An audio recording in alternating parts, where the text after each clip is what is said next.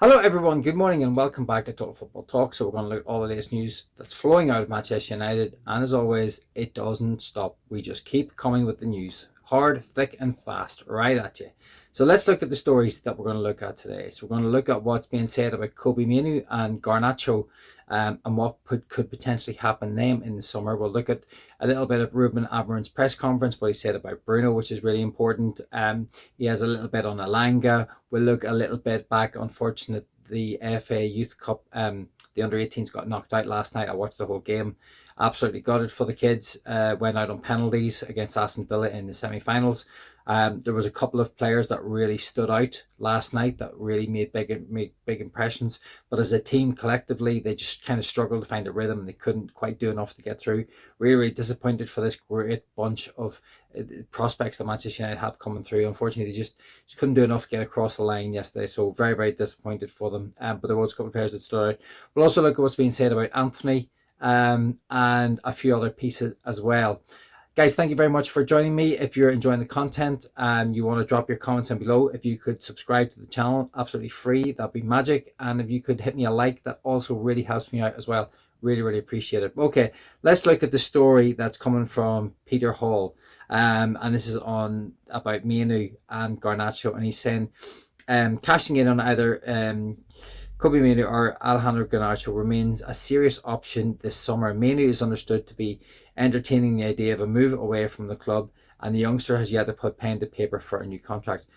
Now, from what we know is, I think there's still 3 years left on Kobbie Mainoo's contract, but he's only on about 20 grand a week at the minute. Now, to you and me, that's probably a lot of money, but to everyone else, that is in the footballing world, and what he's done at such a young age is kind of pittance, absolutely tiny. So obviously, he probably is entitled to a new contract. He probably is entitled to somewhere maybe around 100k, maybe 120, kind of what Ahmad's on. But Manchester United are maybe reluctant to pay that at the minute. Maybe they still see Kobbie as a way of being able to sell him and move him on. Now, there was reports yesterday coming out that Rubin Amorim wasn't entirely he wasn't sure whether Kobbie was going to be able to fit with the physicality and kind of how Ruben wants to play with his team going forward. So there was potential of a Ruben maybe not thinking he's the right player for him, and maybe if United were to sell him, that maybe he could bring in another player from somewhere else that was an upgrade on Kobbie. Now, for me, I think Kobbie could play as a 10, and I think he could do a very good job there. I think he could also still play as an 8. But whether Rubin Amorim thinks that or not is a very different story. So this is one to definitely keep an eye on. I am slightly concerned about this. Garnacho is quite similar in some ways.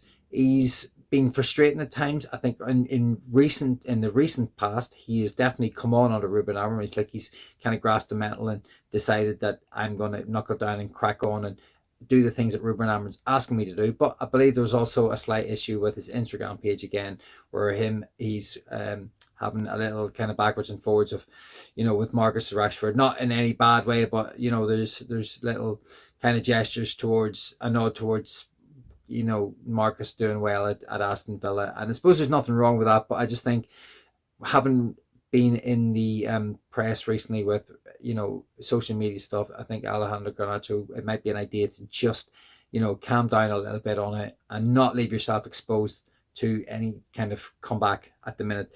And we already know that at the Christmas period that Garnacho was up for sale, and that he was potentially open to a move to Italy, whether it be Napoli or whoever it was that were interested. I think it was Napoli. Both them, I don't know if they'll sell both in the summer, but you're talking 60-70 million each is what they're looking for. So we will just have to wait and see what transpires in regards to this one. But we will, it's a story that's kind of moving forward. Manchester United need money. I think a large element of this will be on how Manchester United progress in the Europa League. If they were to get to the final and win it and get back into the Champions League and they have more money, then maybe they wouldn't have to do a deal for either of these two.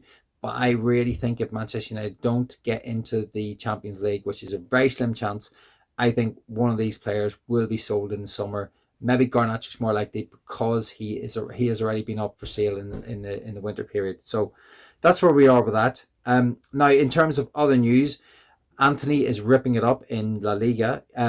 They're calling him Antony is aura. And then this is what Rubin Amorim had to say about him.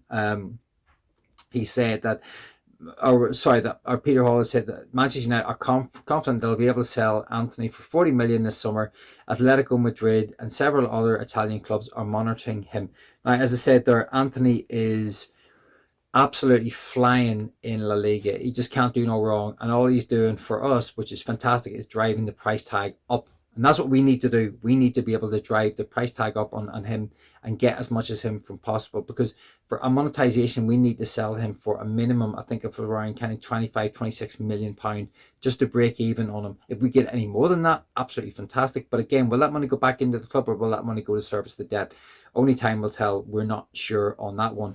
But he is doing his business, as is Marcus Rashford. Marcus Rashford also doing the business. Scored 2 against Preston. Now, it's for me, it's 2 things. It's only Preston, but you can only score what's in front of you. He's been doing well at Villa, but he hasn't been starting every game. There's a lot of talk about the Manchester United made a mistake, letting him go, etc. But I think it's just the pressure's off him. He's got some freedom. He's able to play in the position he wants to play in, and he's doing very, very well. He is a high-quality Premier League player, but he lost his way at Manchester United, and maybe there's no way back, and I actually don't think there is. I was listening to Adam Matic talk this morning on Forever United TV. Go check him out. Adam's brilliant. And what he knows about Marcus Rashford and what Rubin Amorim has been going on in the background, yeah, he's not coming back to Manchester United. So again, like Antony, I hope he carries on doing well at Villa, and that will only help drive his price tag up because he does want a move to, I think Barcelona is where he was holding out for. We know they're still interested. We could potentially get more money, which would be absolutely fantastic. So that's where we are with that one. Now, kind of looking at what Rubin Amorim had to say about Laurie Whitwell, we're in control of the situation in regards to Bruno Fernades, and I feel he's really happy here, especially because he understands what we want to do. He is one more supporter of Manchester United, the kind of player we want. He's not going anywhere because I've already told him that. So obviously that's Rubin Amorim quashing all rumours of Real Madrid coming to Manchester, or Real Madrid coming in for him. I think that is where we are with that. Ruben made it very clear that he is the future, he is the present, and that he won't be going anywhere. So again, Bruno splits the fan base. Some people would prefer to see him go. 90 million would be a lot of money if it was true. I don't know if it is. But I think Rubin Amorim's made it clear he isn't going anywhere. So we will move on to the next bit, and we're just going to kind of briefly touch on the FA Youth Cup in some ways here. And Bentito Mantato, 17, cemented his place in the first team last night, according to some of the reports. Well, we know that Rubin Amorim's been looking at him. He came on last night. I watched him closely. He is bags of energy. He is very, very skillful, and he is someone who can do well on the wing, on either wing. So I think that they talked about him being the new Saka. Let's not label him the new Saka yet. He's a long way to go to even get close to what Saka is doing. His kid's only 17. He is kind of bursting onto the scene. I mean, he did play very well when he came off the bench. I'm not entirely sure why he didn't start, but he came off the bench, played well. But unfortunately, he wasn't able to help the team progress through to the until the next round. And just speaking, there was another kid who played last night, a young kid called Reece Munro. He played in the defence, and he had a phenomenal night for Manchester United. I think for me, he was man of the match for Manchester United. It was absolutely him, and Tyler Fletcher were probably the other two standouts. Reece in defence was absolutely sensational. Never put a foot wrong. Was always in the right place. Was quick across the ground, and kind of led and took over the captain's armband once Delaney went off.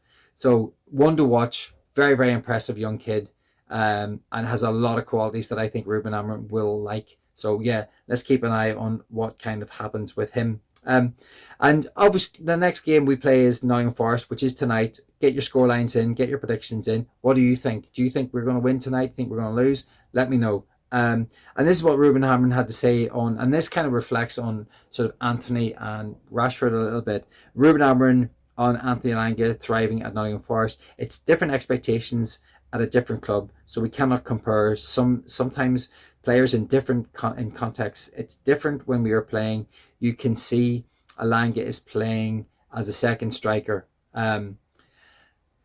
It's a different type of pressure dealing where he's obviously they're now in the top 3, so they have the pressure of trying to make the Champions League. But the pressure at Manchester United is much more than at Nottingham Forest. Nottingham Forest are a big club with a great tradition. Obviously, fantastic European history as well, going back to the 80s. And they will play Champions League football again, which is absolutely fantastic for them. Brilliant club, and Nuno's doing a great job. But again, players coming in and players playing for Manchester United and having the mentality is one thing. Players going and playing for other clubs, it's a different type of level they're having to deal with. So I think that's where we are with that. And that's all the news that I have for you this morning, guys. If you're enjoying the content, please like it, give me a subscribe, really appreciate it. I'm Keith, and this has been Total Football Talk, and I shall see you tomorrow.